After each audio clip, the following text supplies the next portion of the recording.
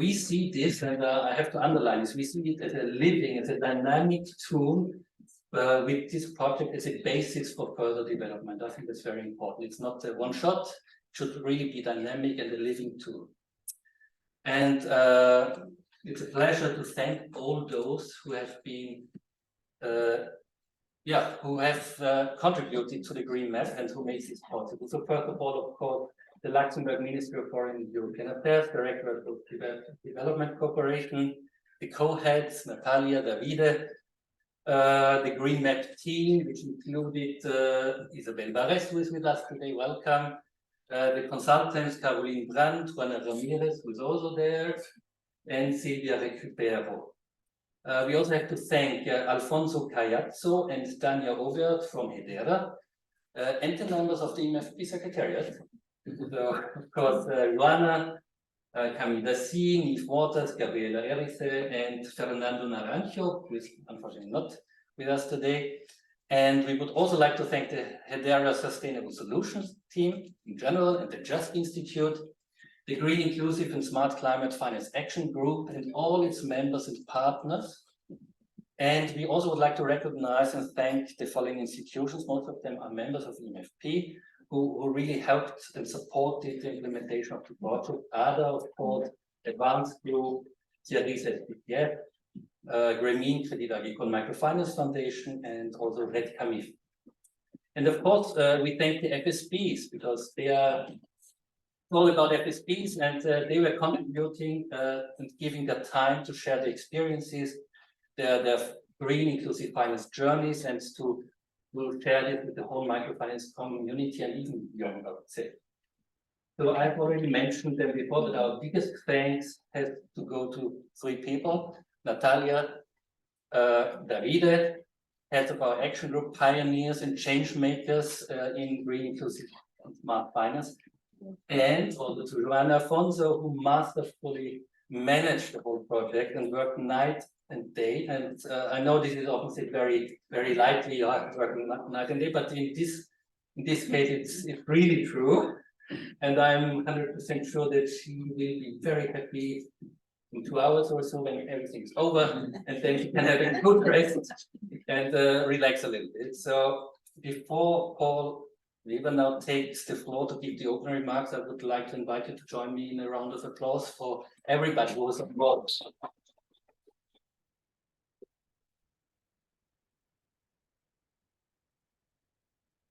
And with this, and a big thank you again, I hand over to Paul. Thank you.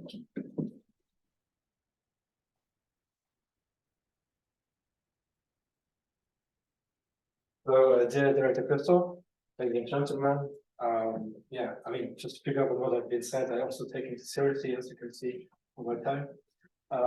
So first of all, thank you for having me here today. It's a pleasure to be here and to share a few remarks on the important project, but also I want to take the opportunity to share light on Luxembourg's Development Corporation's perspective on inclusive green finance, a topic that is well integrated into our innovative and inclusive finance strategy. So the Green Map, as has been said, is basically a brainchild of e-MFP, Green Inclusive and Climate Smart Finance Action Group. Actually, I tried to read the acronym, but I'm just going to click on it. It is a testament to our commitment to inclusive green finance, and more importantly for us, to achieve the SDGs by 2030. So this initiative, as mentioned, which has been started in December last year and culminating today in September 23, bears witness also to the dedication of its coordinators, along with a talented team of consultants. So they have steered this project towards success. So therefore, I also want to start by thanking them for their enormous effort. But maybe I would start by clarifying. So why do we need a green map?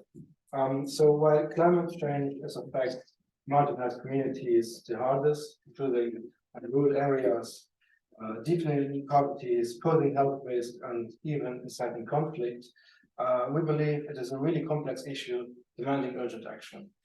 And this, I believe, is widely acknowledged. The Green Map provides us with an invaluable resource, a compass pointing towards a greener, more inclusive financial future. It is, first of all, a database, a treasure of knowledge, It is offering insights into green inclusive finance projects and also, most importantly, best practices for adapting and mitigating climate change and environmental degradation. So it opened the doors to FSPs, to microfinance networks, investors, all stakeholders that have been participating to learn from each other, fostering collaboration and innovation, and joining us on our collaborative mission to embrace green in all facets in inclusive finance. So personally, what I think what the Green Map particularly makes remarkable is its alignment with the Green Index 3.0, which is an environmental assessment tool, which is also providing clarity and precision on the topic. This houses a database of nearly 28 financial service providers, 7 green inclusive finance projects, 15 case studies, and this in 3 languages. So I'm going to repeat that 3 different languages, which is also a really big effort. So, and obviously this is offering invaluable insights into the best practices that define the Green Index.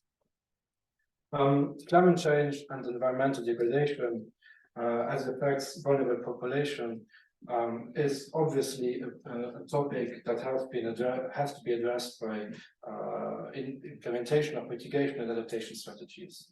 Green inclusive finance spans various actors from sustainable agriculture to renewable energy and climate adaptation.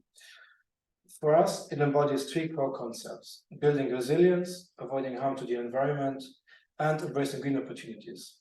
However, the diversity of those 3 approaches can be overwhelming, especially for smaller FSPs. The Green Map, to some extent, filled this void, providing a clear roadmap and inspiration for all FSPs looking to embark together on a green journey. Having said this, the primary audience for the Green Map are FSPs of all types, including fintechs and insurers, and their supporting ecosystem, including investors, funders, consultants, and researchers. It is not only a source of information, but also an opportunity for institutions to showcase their commitment to sustainability. So our goal, and even though you work day and night, this is just the beginning, our goals are clear. We want to sustain this tool, we want to engage with more FSPs, we want to foster partnerships. The Green Map should and will stimulate discussions, provide learning, and contributes to the sector's triple bottom line: social, financial, and environmental. So, as promised, a few remarks on Luxembourg. As you may know, Luxembourg's Development Corporation invests 1% of its GNI to development cooperation. In addition to the contribution to international climate financing. This high level of public financing is important because when we want to create climate resilience for vulnerable population, we believe that we have to invest at every level: county, community, and household. So, in conclusion, the Green Map embodies the power of collaboration and innovation with the inclusive finance community. We firmly acknowledge this momentum. We believe in it, and in green inclusive finance, we think green inclusive finance plays a crucial role when it comes to addressing climate change.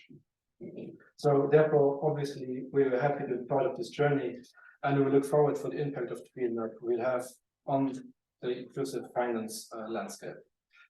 So, thank you for your attention and commitment to this important cause. Thank you very much.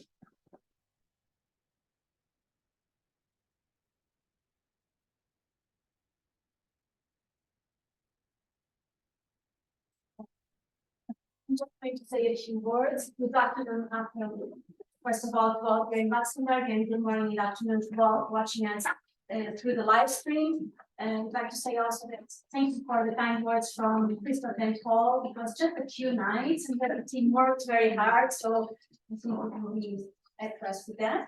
So I'm Joanna Afonso. I'm part of the e-MFP Secretariat and the coordinator of the e-MFP action groups. The action groups are an opportunity for our members to join forces on specific activities and on specific common areas of interest, and provide a unique forum for enabling constructive dialogue and cooperation within the platform, but also contribute to the advancements of the whole inclusion financial sector. They are an important driver of e-MFP's networking and knowledge creation and sharing activities, and an important instrument to implement e-MFP's mission.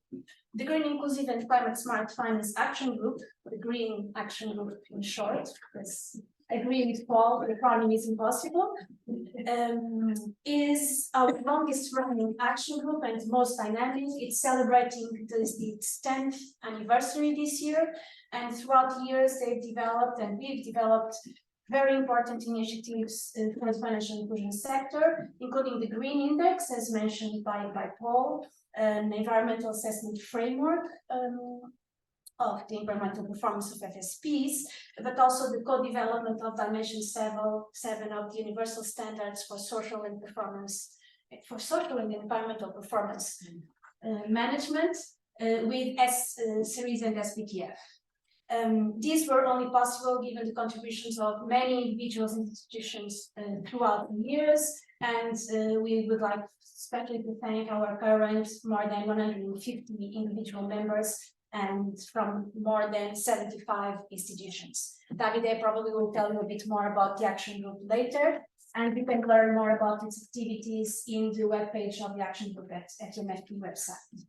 But today our focus is on the Green Map and this new resource in Green Inclusive Finance, and we have the pleasure to have the two heads of the action group, David Coachella, Director of the Just Institute, and Natalia Realte Carrillo, CEO of Edera Sustainable Solutions, which is the IT partner of the action group, and also Isabel Barres, who was the project lead and is a very well-known consultant, having been involved in some of the more emblematic initiatives of the sector, like the Mixed Market and the Smart Campaign.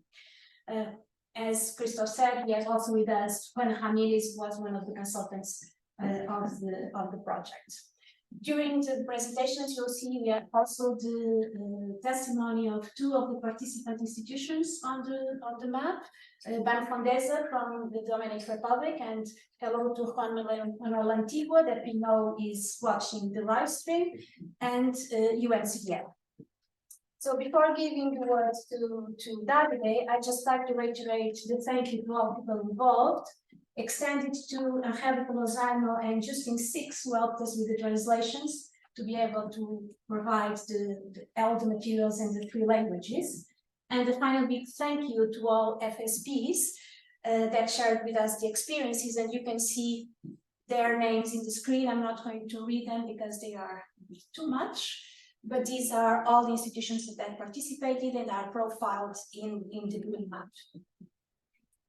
So we envisioned the Green Map as a valuable resource for the sector, complementing other existing resources like the Series SPTF SPI Resource Center, but also all other resources that will come up in the future, as this, as been mentioned by Christoph and Paul, is an area of urgency and relevance, not only for the sector, but worldwide. And as you will see later, when the Financial Inclusion Compass Survey 2023 is published, and a publication that is led by our colleague Sam Mendelson, green and climate smart finance are at the forefront of the priorities of most of the stakeholders in the sector, and for sure of our members. So for now, I think it's good enough, and you can enjoy the presentations from Davide, Isabel, and Natalia. Thank you.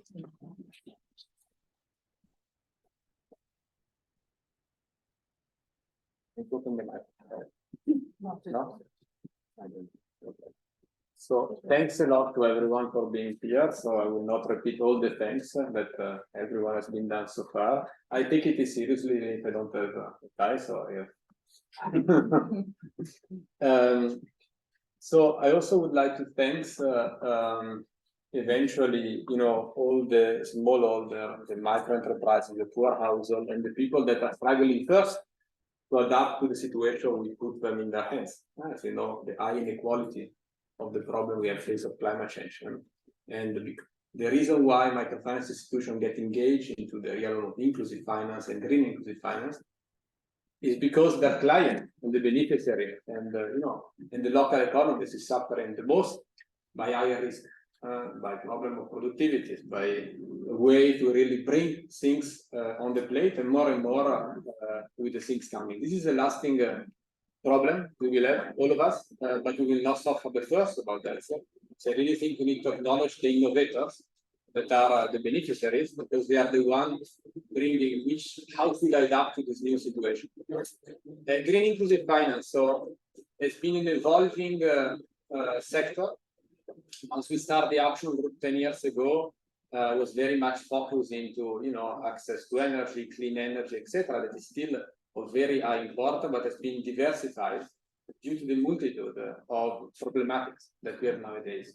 It has been presented many times, as a triple bottom line, and then you need to fulfill economic, social, and environmental targets. But nowadays, unfortunately, it is very much integrated in any aspect of social impact and finance per se, because with the climate change, the risk of financial transaction, in particular for the most poorer population, the most vulnerable one, is becoming higher and higher.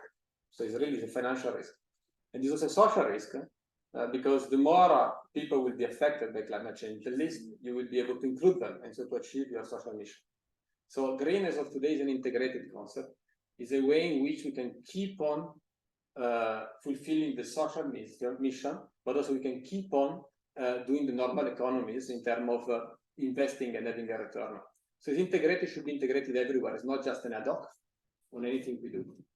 So the action, and the one, so the Green Inclusive and Climate Finance Action Group, actually we changed these names some years ago, but maybe we can launch a rebranding. We used to say it's a unique think tank. It is unique because it's here for a while and it's very diversified. It includes universities, consultants, impact investors, international agencies, etc., network of financial institutions, but all united with common objectives. These are the common objectives we have back in time, is the one we have nowadays. So discuss current challenges, strategies, try to improve common knowledge, enhance cooperation, and of course, knowledge and common knowledge is the key of what we are studying today. Yeah, the green map, having common knowledge, increase international attention, develop dedicated tools, as the Green Index 3.0 will spend 2 words, publicize and disseminate funding, and of course, enhance interest and commitment. Next slide. Yes. Well, the Green Index 3.0, maybe just 2 words. It is a new tool based on older tool. So the first version we'll see in a second has been developed in 2014. And since the very beginning, it has been an idea to try to find a common language for all the actors of inclusive finance. But a common language that is not normative, that is coming from the activities that the beneficiaries are doing and that the financial institutions are financing. So we struggle to look at what's actually happening on the field and try to formalize so we can have a common language. After various evolution, the Green 3.0 was born that organized the assessment of a financial inclusive institution, could be a microfinance institution, a cooperative, a fintech, a local banks, any kind of actor that is providing financing to micro enterprises, smallholder, and poor housing, can be assessed under the lenses of environmental performance. It represents environmental performance on what we call today, more in the banking sector, double materiality. So how the client institution can be affected by climate change, for example, and how their activity can affect climate change, but also on other dimensions, biodiversity, of course, energy poverty, etc. And it looks into this item on 4 standards. The 0 standard is about the strategy. So we're trying to assess what's the strategy of the financial institution to achieve this multitude of environmental objectives.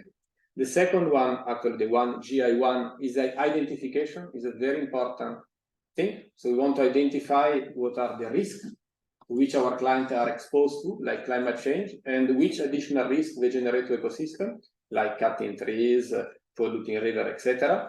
And of course, we want to identify opportunities. Opportunity means what actually the client needs that can be fulfilled by a green offer. I need to have access to energy. Yeah, maybe it's a solar energy, for example.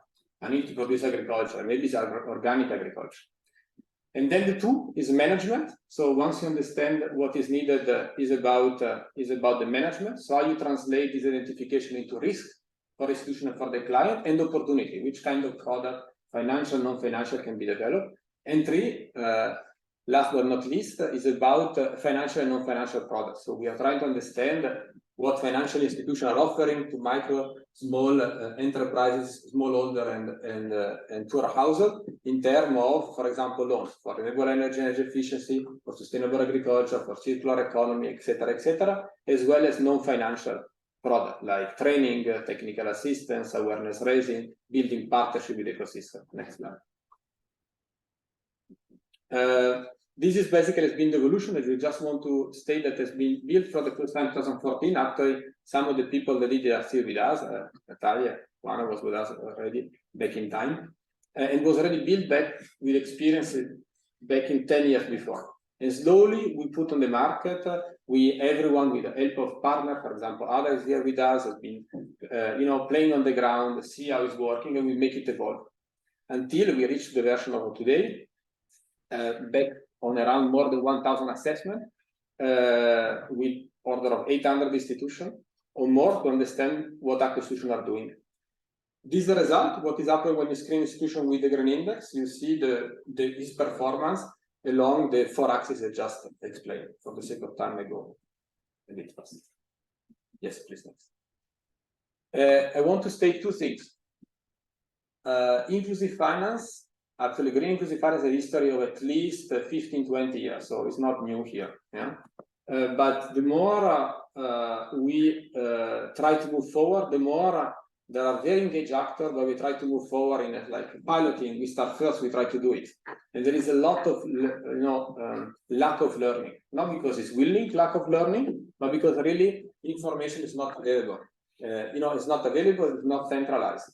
What we did last 2 years ago, actually, for the first time, we tried to pull together information about environmental assessment that's been done in the last 10 years. It was extremely difficult. There is no place where it's been centralized.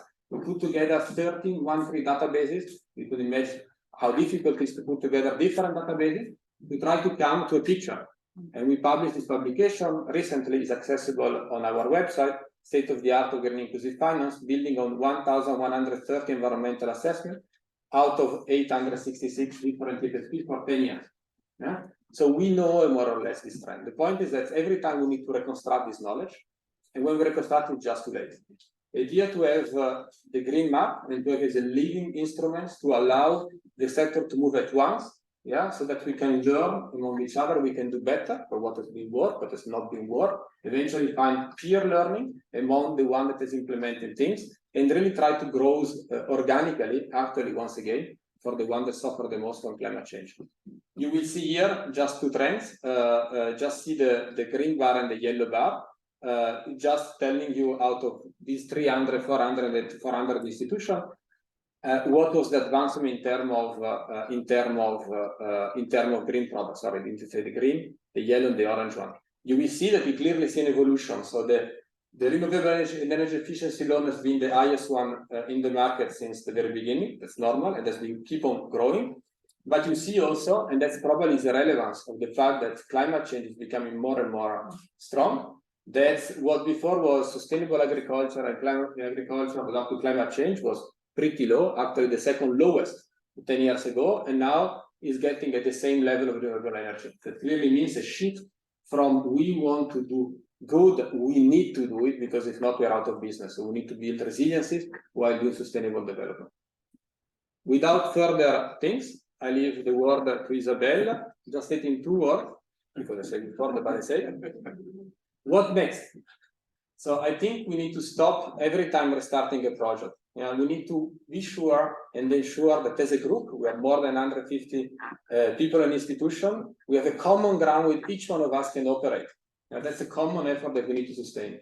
The green map is what try to do, is exactly to try to give this common ground, a place where everyone can share his own experience, put on the network, so that we can build from where we are. 15, 20 years of experience, ongoing, and not every time starting, let me see what is around, I don't know what it is, what are the lessons learned, and we spend basically 80% of the project budget to understand where we stand. Maybe we want to spend 10% and we want to invest the rest for the actual one that are really suffering about the climate change. So I leave the word to Isabel. Thank you very much, Davide. So now let me take you under the hood of the Green Map. So I'm very excited about this project. It has been really a labor of love by everyone involved, but it's really wonderful to see it come to fruition and be able to visualize it on the website. So what I'm going to do is to describe the project in a little bit more detail, from our processes and the methodology choices that we made to the resources that were needed also to get the project off the ground, and the Green Map, share some early Green Map results. I thought it would be important to highlight that we've talked about the long-term objectives of the Green Map. They were highlighted earlier by Joanna. And the Green Map project was really born out of a long-term aspiration to improve the transparency of green finance actions and to encourage more action by providing an inside view to what various actors were doing to, one, cope with environmental damage, not just climate, but definitely climate change has a big kind of part in that environmental agenda. So coping with environmental degradation, but also promoting sustainable environmental practices. So the long-term vision is to create this common place for everyone who's working on green inclusive finance to be able to not only access information on existing initiatives, but also contribute to that information and to share their lessons and best practices from past and current initiatives. Ideally, this includes information not only from FSPs and from projects like we have right now, but from the really complex web of actors that are involved in green inclusive finance, including the investors, the support organizations, and others. But for the Green Map project, we had a limited time. The project started in December, and then we had a few months, 3 to 4 months, to develop the proof of concept for what this data sharing platform would look like. So we had some hard choices to make about what to include now and what to envision for the future as the Green Map continued to evolve. So I want to share just a little bit of our thought process for how we went about developing this. We took stock of the current context for green inclusive finance and both the existing opportunities and challenges that could influence the success of the project. We saw a number of opportunities. Momentum. So as Davide and others have said, there's been a lot of work done on green inclusive finance over the last decade. And after a decade of steady progress on the green inclusive finance agenda, there's a growing momentum for action across all inclusive finance actors, with a green agenda taking a more prominent and urgent place in strategies and work programs. So that's important to note. And it was basically just a confirmation that this is the right time to do this. Second, appetite for learning and sharing. The Green Map is going to be successful if people contribute to it. We had the opportunity during this project to work with 35 financial service providers and projects on a one-to-one basis, but for the Green Map to really be effective, it has to continue to grow. And we feel that in the current context, there is this appetite for learning and sharing from others, peer learning as well. Third, there's a common language and framework, and this has been also mentioned through the references to the Green Index 3.0. The Green Map is completely built on the Green Index 3.0. So all of the indicators that were chosen for the interviews, for the survey that was designed, come from the Green Index 3.0. And that is very important because it allows to do an exercise like this that pulls information from different sources and then provides a common language for talking about green activities and for also framing how to approach a green agenda, as illustrated by the 4 standards that Davide talked about and the 8 essential practices that trickle from those 4 green standards. Last but not least, there is a growing body of information and evidence. This point has already also been made. But this is not the beginning. There's already a lot of work that exists. There's a lot of information out there. There's a wealth of existing knowledge on green practices and products. A lot of it is curated on the, I'm just going to say, Green Action Group website and available there. You're probably all very familiar with them, but there's trainings, workshops, there's green product catalogs, webinars, case studies that describe individual experiences. There's also pitches for funding from both the financial service providers and the investors that have funding, and also database of the working group members projects that's something that we started also. So, and then more recently also the state-of-the-art report that describes the evolution of the sector over the last 10 years. So in this context, the specific challenges for the team were on selecting and prioritizing what experiences to highlight in this first version of the Green Map, in developing a user-friendly map also that could evolve over time. And what we mean by that is that we wanted it to be able to evolve and expand to include a more diverse set of experiences, in recognition of the fact that the project would not cover the breadth of experiences, the full breadth of experiences that are out there, and that we would like to see in the long term. And then we also wanted to see, to allow future users to self-report in order to minimize the resources needed to maintain the map. And last but not least, also to complement existing efforts. So that's very important, of course, the concept of additionality and making sure that it was fitting well in this space and really filling the void. So given the long-term aspiration to ultimately facilitate action, we considered the following guiding principles in designing the Green Map. Easy access to information. So we wanted the information to be structured, to be searchable. The ability to answer a variety of analytical needs. What we mean by that is flexibility in terms of narrowing the data set so that you don't have to look at everything that's on the Green Map, but you can really customize the information to what is relevant to you, and having some export capabilities. Also, the ability to distinguish different levels of data quality, self-reported. So in this case, for this project, it was really us, the project team, doing the interviews. But in the future, again, if we have self-reported data, then it will be important to have the ability to distinguish also what we refer to as the quality of the data, whether it's self-reported, whether it's assessed by a third party or rated. And then have qualitative information also. So structured data, yes, very important. That is needed if you want to be able to do searches and be able to aggregate the information and see some trends. But we also felt it was very important to have to capture the qualitative information. So if an FSP is saying, I have a green strategy, great, we capture that, and that can go into the aggregate graphs. But we also wanted to have visibility and easily searchable visibility on what is it, what did they do, what was their journey, and have that qualitative information. The next slide. So the current project focuses on the first and the fourth guiding principle.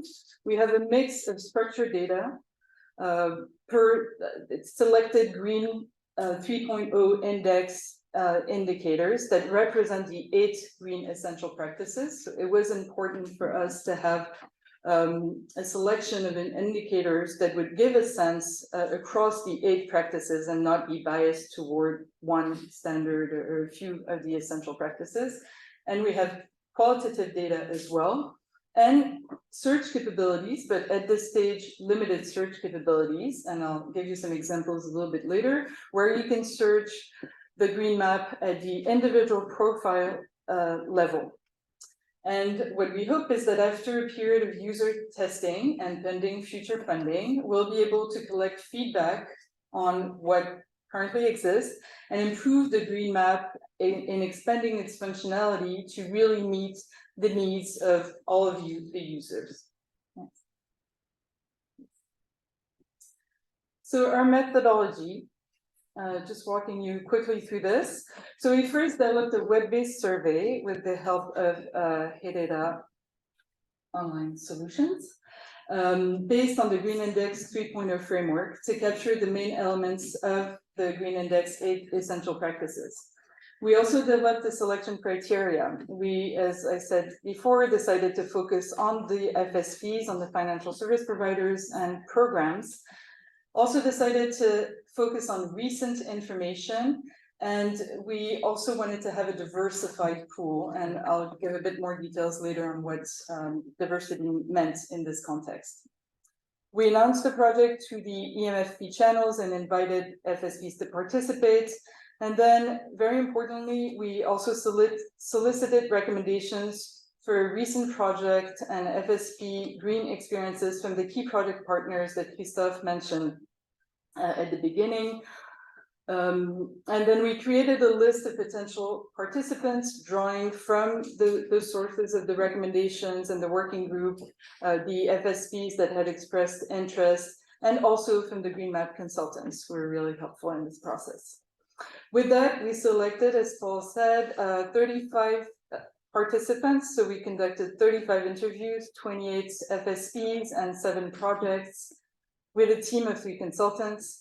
And of the 35 initial Green Map participants, 15 were selected for follow-up interviews, and their experience with specific essential practices are highlighted in the case study series called the Green Essential Practices Case Study Series. All these case studies, the 15 case studies, it was briefly mentioned, but I'm mentioning it again because it's a tremendous effort, are available in 3 languages, in French, English, and Spanish. So we really hope that this will help to make them easily available to a very wide base. It's also important to note that we incorporated digital data management from the beginning with the web-based solution that was developed by Edera Solutions. So that really allows us to have something that can continue to evolve in the future. A bit more on our selection criteria. Focus on FSPs and programs. Recent information, we wanted to leverage the exercise to collect new information and add to the existing body of knowledge, and therefore focus on new experiences. In the future, the Green Map could also be populated with existing and past experiences so that we can also learn from that. Diversity, we wanted the first round of information collected for the project to show a breadth of experiences, and so for diversity, we wanted to have some geographical representation. We wanted to have organizations that were not focused just on one environmental issue, for example, just climate, but we wanted to have some diversity there, also in the types of actions that the organizations were taking. And last but not least, in the green essential practices, it was really important for us to have also some diversity of experiences there. The resources, so we were very grateful for the support of the government of Luxembourg that made the Green Map project and its related green essential practices case study series possible. There were many people involved in the Green Map over the course of the 10 months, as mentioned before and reflected in this slide. So now the results. Those are some just screenshots of the case study reports that you can find on the website, put on the e-MFP website and on the Green Action Group website, if you go to the Green Map. So the Green Map on one hand and the case studies on the other. So those 15 case studies are there as well. Now to show you briefly what you see if you go on the Green Map, which I'm sure you will as soon as we finish this. There are 2 different sections. One is the profiles for the financial service providers. And so on that, what you see is you have the ability, it doesn't actually show here, but you can search by region or by country, and you can search by individual institution as well. But this is the full list of institutions. And then when you click on that profile, you see the full information on the profile. That information is exportable. And this is currently what is available, and then I'll show you how we're envisioning it could evolve. And for the project profile, yeah, next slide. So it's a little bit of the same concept. You can explore relevant projects on green finance, and you can search also by one or multiple region, country, and different types of projects. For the FSP, you can also search, I believe, by type of a financial service provider, also if it's an MFI or a cooperative or different. And so that's what we have now. We have those 35 profiles with really rich information on strategy and analysis of risk and what they're offering, what type of products they're offering, etc. This is the type of functionality that we're envisioning the map could evolve to. So I just wanted to give you also just a few slides on this, because the data does allow to do this. We have the ability to aggregate all of these profiles, of course. So this slide and the following two slides show examples of how the green map search capabilities could evolve in the future to facilitate more customized aggregate analysis. So this shows a data cut between the FSP status and whether or not they have an environmental strategy. So you see that most institutions have an environmental strategy, and it just allows you to see the big picture. Then another example is a cross data cut between the status and between the FSP status and the FSPs that are offering financing solutions for specific renewable energy technologies. So again, a reminder that these indicators or the questions that are searchable like this are aligned fully with the green index. So here you can have a much more granular sense of what they are financing in the renewable energy space, what type of product, not just whether they're financing green renewable energy. And another example is gender lens. So we also have, this is one of the type of variables that we also asked the FSPs that were participating. It was about target markets. And so here it allows you to see whether institutions have a gender focus or not. And just, so we won't go into details about that, but just to give you a sense that there's the individual analysis, but then that aggregate analysis is what we think could really evolve as the green map expands. So in the following months and year, we will be seeking feedback from all of you to prioritize new features on the green map that can, again, hopefully be developed if there's more funding. So with that, I thank you for your attention, and I will hand it over to Natalia, who will invite a few of the green map early participants to talk about their experience. Thank you.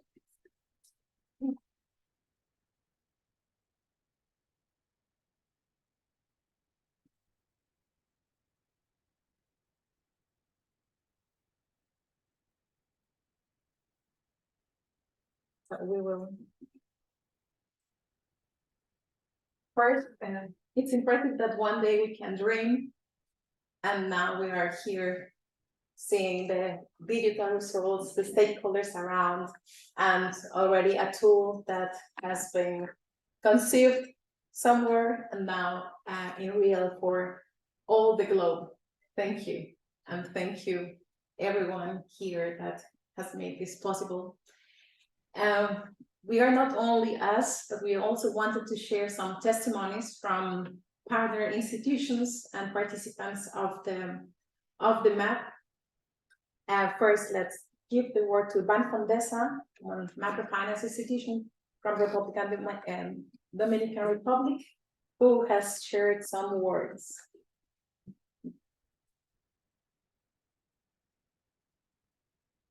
On behalf of Ban Fondesa, I would like to greet all participants of this important event, launching the powerful initiative of Green Map, which is a project of the Green Inclusive and Climate Smart Finance Action Group of the European Microfinance Platform, supported by the government of Luxembourg.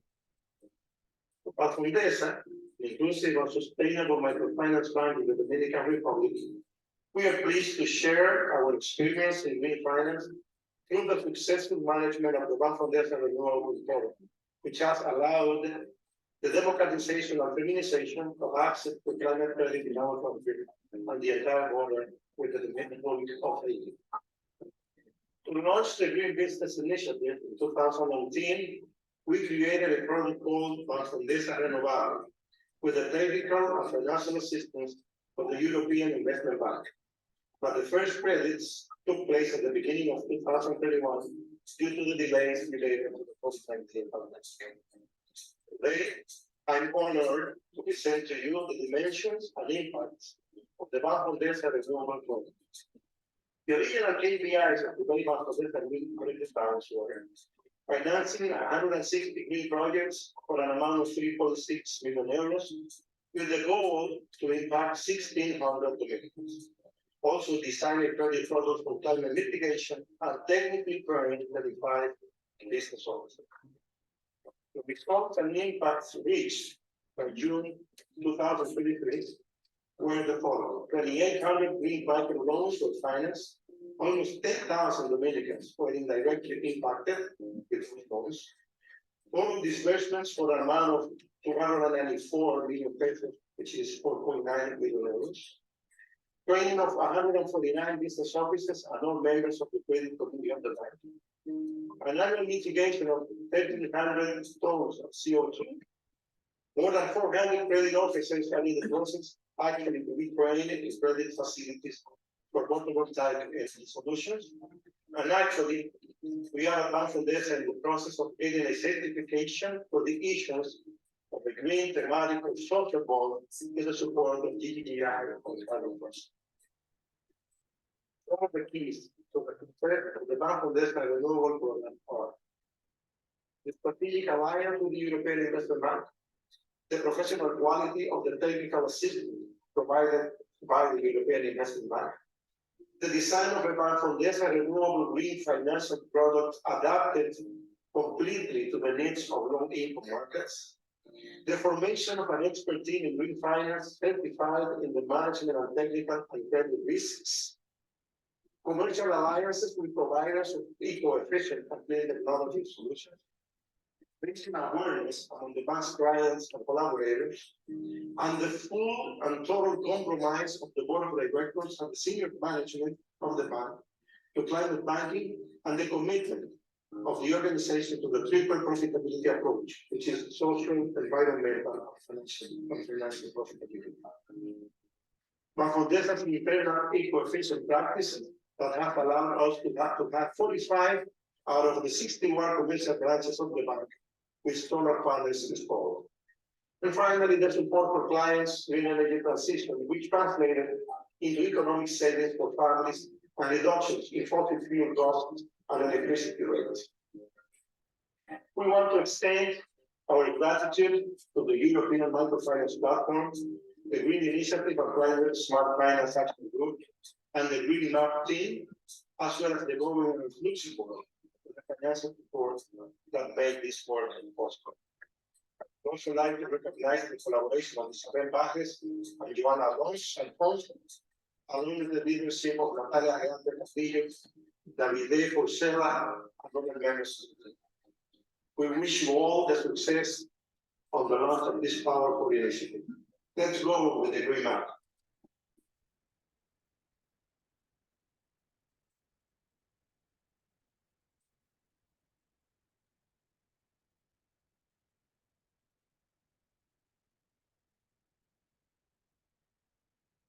After listening to Microfinance, one of the microfinance institutions, we wanted also to give the word to her, please.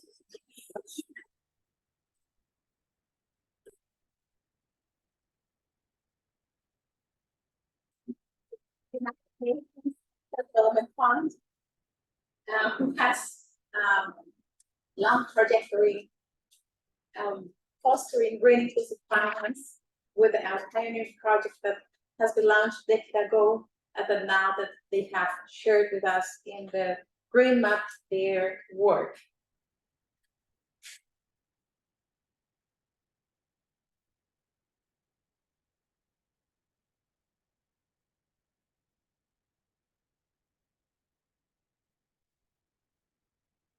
Hello, my name is Vincent Vierda and I manage the United Nations Capital Development Fund's Clean Energy Program.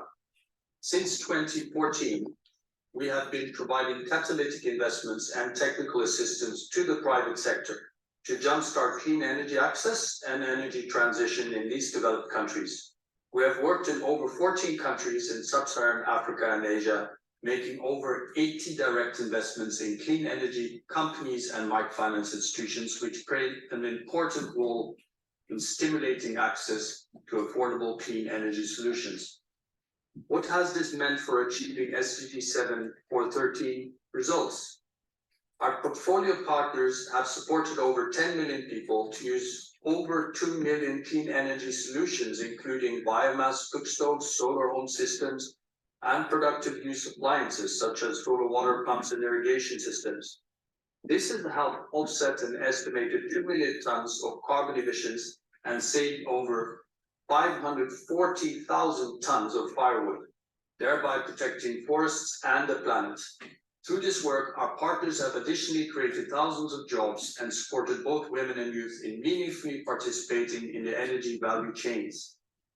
Our work aims to fill the missing middle in renewable energy financing for the private sector by investing in early-stage high-risk ideas. This is meant to set energy SMEs and microfinance institutions on a pathway for larger, more commercially oriented capital. UNCDF uses its unique financing mandate involving a range of investment tools such as grants, loans, and guarantees to make this happen. How does green microfinance play a role in energy access, transition, and climate change? UNCDF has a long history of supporting financial inclusion. Over a decade ago, we realized that microfinance institutions and energy companies can come together to pool their respective strengths. Financing is now available in small installments so that people, including those who live on less than $1 a day, will be able to use clean energy at their homes or to power their businesses. We have helped financial service providers in Nepal, the DR Congo, Uganda, and Ethiopia. Whether this is by providing wholesale credit to solar companies or providing energy microcredit to household consumers in their existing portfolio, we have helped them to realize strong repayment rates for energy lending products. This is because customers want to keep their lights on and perhaps one day own their own energy system. We have also been able to support a number of paygo companies and financial intermediaries in offering more affordable energy products on credit. With their deep-rooted connections to low-income communities, microfinance institutions possess a unique insight into the needs and aspirations that can bolster the clean energy sector in several ways, through market analytics, strategic partnerships, financial product innovation, through strengthened supply chains, and importantly also through consumer education.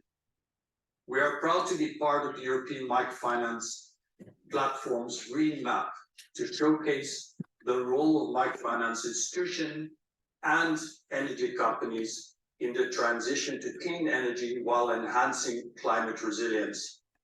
We hope that our MFI partners can provide insightful lessons and design models to further stimulate the role of microfinance in energy access and transition. New revenue opportunities, such as tapping carbon finance markets and implementing robust monitoring, reporting, and verification tools, as well as digital payment solutions, will offer new and immediate opportunities for financial service providers to get involved. Thank you, and we look forward to engaging with you closely in the future. We thank our partners, UNCDF and Ban Fondesa, for sharing different testimonies. UNCDF 2015 Microfinance Summit, they shared in one panel green microfinance when this topic was not that relevant, big vision. We're going to foster green microfinance all across the world. Now we see the results, and we expect that as we have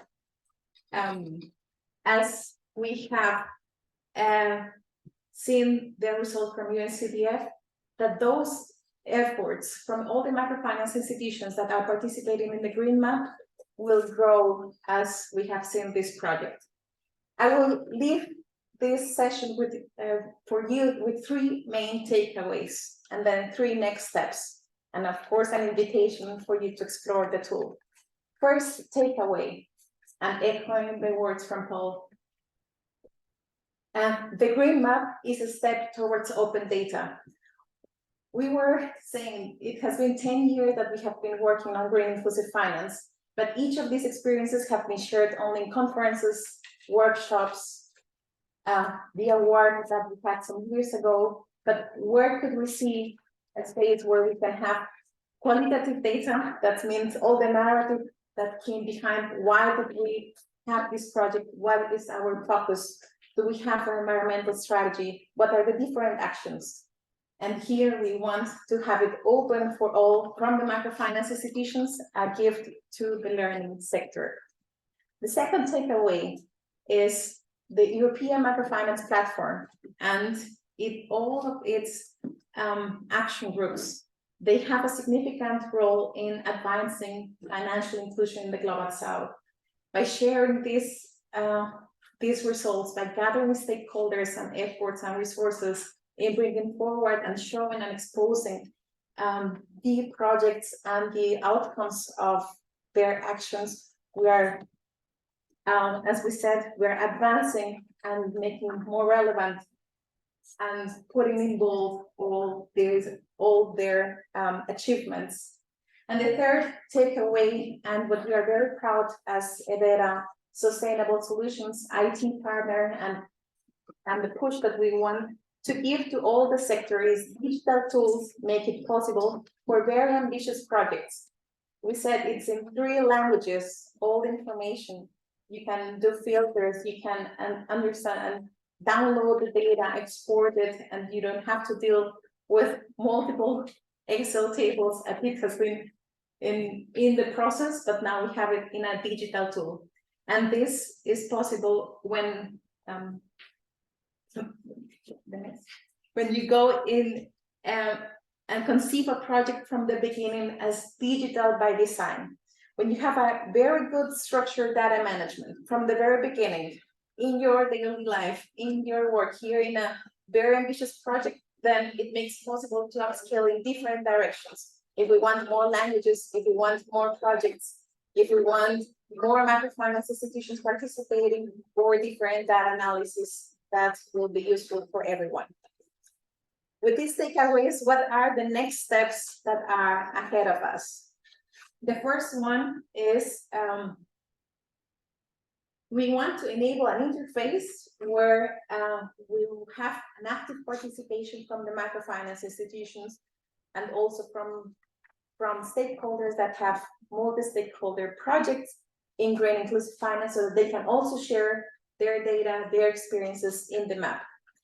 The second one is we have now 25 microfinance institutions that have shared their information. We have also several projects that have been shared, the 15 case studies, and now it's a homework for all of us to reflect on what are the institutions doing, what are the gaps as technical assistants, as academia, researchers, in impact investors, and also from microfinance institutions.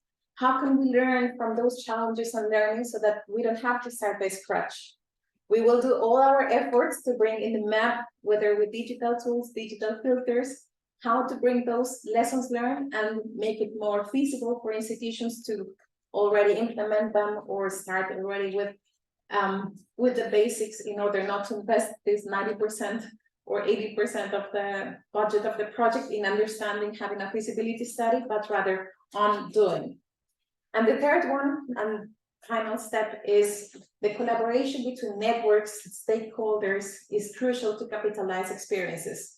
We are inviting here the participants that are joining us in the virtual lounge, also the microfinance institutions, the project managers, and many more stakeholders to use the tool to share these learnings, also to continue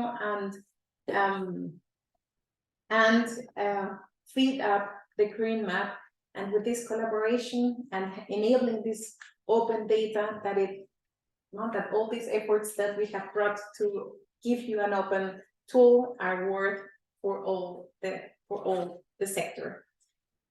With this, an invitation from our side and the Green Map team and all the participants, we want you to explore the tool. It is available under e-MFP greenmap.edera.online. You can go through the tabs, explore all the features that it has, and finally, of course, we are reachable. You can give us feedback and don't hesitate to dream with features that you want. As we said before, a year ago, and even I would say since the start of the action group and the development of all the activities, we have always dreamed to have an overview of what is happening in the sector from microfinance stakeholders, from impact investors, reachable to millions of people in the different languages, and now we have it. So now it's a homework for all of us to use it, to grow it, and to further explore and foster the green inclusive finance sector. Thank you very much from my side.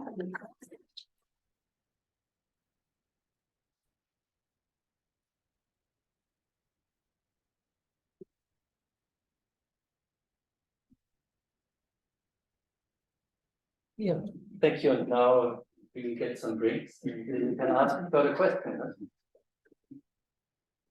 Thank you. Thank you.